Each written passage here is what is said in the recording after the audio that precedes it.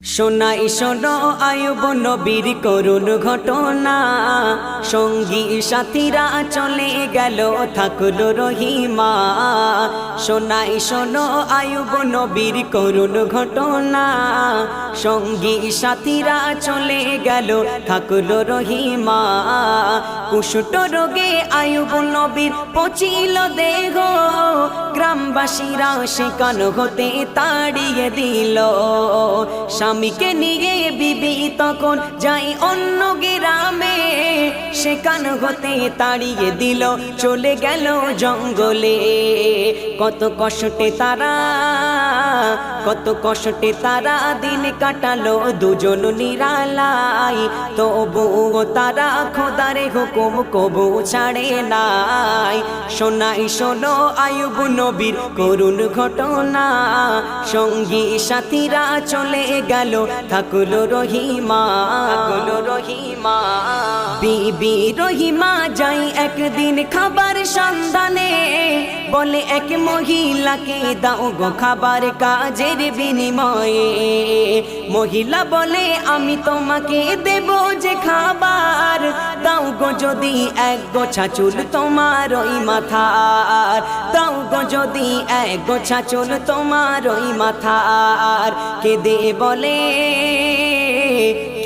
বলে বিবি তখন এটা পারবো না, আমার স্বামী চুল না ধরে উঠতে পারে না।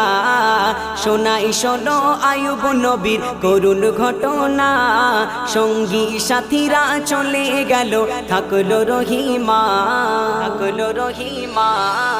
নিরুপায় হয়ে বিবি রহিমা চুল কেটে যে দিল, ক্ষুধার তো স্বামীর খাবার তরে কিছু খাবার নিল।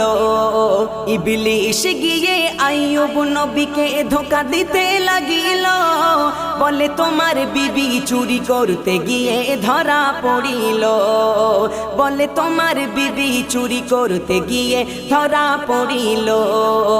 এ